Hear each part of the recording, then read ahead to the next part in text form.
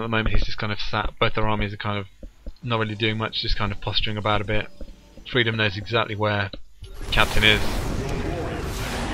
and now he's all scanned and taken out the observer. So just as I was saying that, he takes out the observer, and now he's going to try and expand up to this middle expansion, getting some missile turrets down just in case some more observers are hanging around. But that, if he does take that expansion, and yep, just as I said it, we see Freedom taking this expansion over here, getting up a pylon so he can warp in units if he needs to, and these Vikings just kind of roaming around. Got a sensor tower up in the middle, which is always a nice idea, so you can see anything that decides to move around the map. And again, you see one of the advantages of this map. If you're a Terran, at least you can just stick a sensor tower down, and the kind of knowledge it gives you of the map is basically this entire middle you can see everywhere. I'm just trying to move a few stalkers up there, but not really going to be able to achieve much like that. And now these Vikings are going to come and try and take down these Colossi, which are kind of well, no, they're just going to take out the observer. They could have tried to have a go. Obviously, with this many stalkers, they're going to be able to do quite a bit of damage to these Vikings before they might be able to take out the Colossi. So it looks like we're going to see Captain just bunker up at this middle expansion. And on this map, because every expansion is a blue expansion, there's no gold minerals. There's not a particular advantage of taking this expansion over any other. So Freedom just being on this expansion isn't going to hurt him too much. But we just had a scan come down now, so Captain's going to know that that expansion's there, and ouch, yep, we see the Vikings now trying to take down his Colossi. He managed to take one down, but he's lost quite a few Vikings to all these stalkers, which are upgraded with Blink, so he's going to be able to chase down quite a few Vikings and do quite a lot of damage, but he has taken quite a lot of damage also on his Stalker.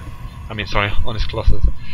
So he's getting some more still pumping out. He's still just on the one robotics facility, getting some more gateways, moving out some probes so that they can come over here, and it looks like we've got these Vikings just kind of roaming around the map a bit, but we've got a few cannons around here, so they should be able to put a stop to any Vikings that want to try and harass the base.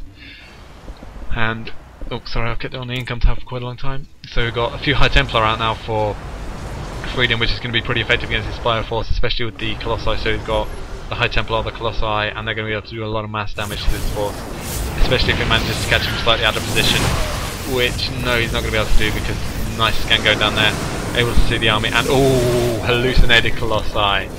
That's a nice move.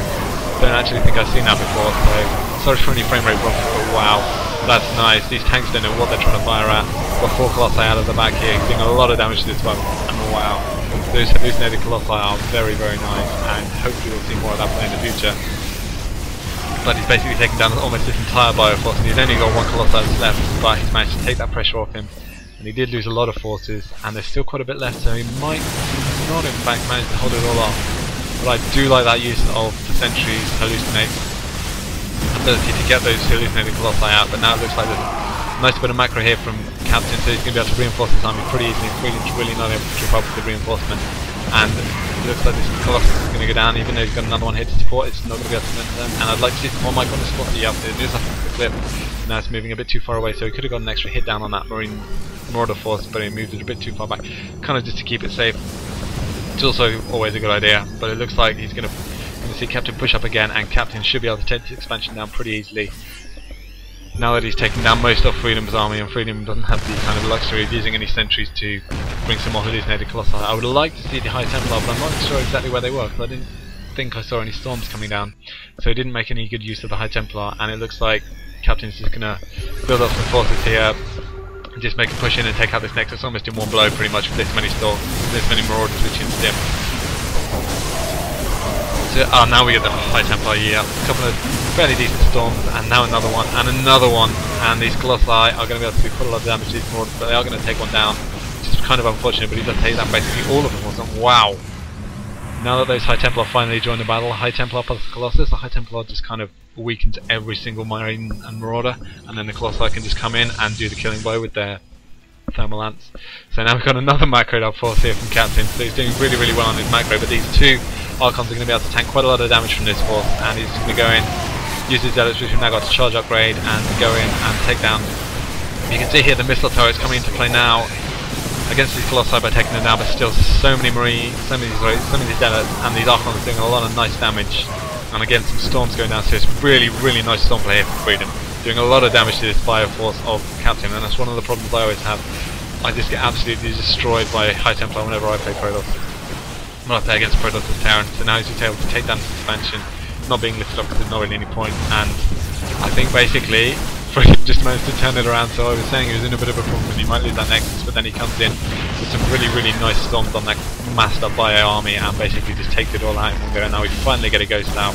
It's a bit too late. He might be able to take down his shields, he might be able to remove all the energy from the High Templar, but at the end of the day, it's just too little too late, and there's just too many units here for Freedom, and he's just going to be able to roll up. And we might have another base from Captain, but he's not able to saturate it with probes at the moment. And honestly, I think Freedom's just got too many units now. So he's got a massive econ advantage. He's got at least double the mineral count. He's got more gas. He's got 90 against 37 harvesters. Even though we've got some more upgrades coming in, we've got weapons upgrades from Captain, it's just not going to be enough. And these High Templar, just even more storms. There's so many High Templar, just doing so much damage. He's still got 6 High Templar left.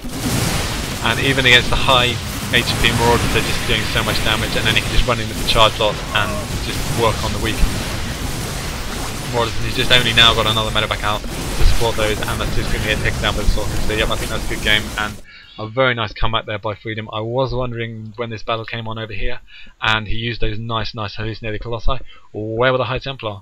Because he had some out by then, but he just didn't use them. And even sticking to 3 bases against 3 bases, once he brought those High Templar out there and got some nice storms off on that massed up bio army, he was just able to come in and clean it up when it was heavily damaged with those Colossi. And I really liked that High Templar play in the end, and those hallucinated Colossi were awesome. So hopefully some more people will start using Hallucinate in that way. When you get the early sentries and you don't use the force field, keep them around, get some Hallucinated Colossi. Especially if you've got like 3 or 4 Hallucinated Colossi and 3 or 4 real Colossi, the enemy's not going to really know what they're going to fire at unless they've got a Raven out, which again, Captain didn't have a Raven out, he didn't have any early Ghosts out, and honestly I think the lack of Ghosts and the very nice eventual High Templar play from Freedom is what won the game. So I hope you enjoyed that game. It was a nice PvT.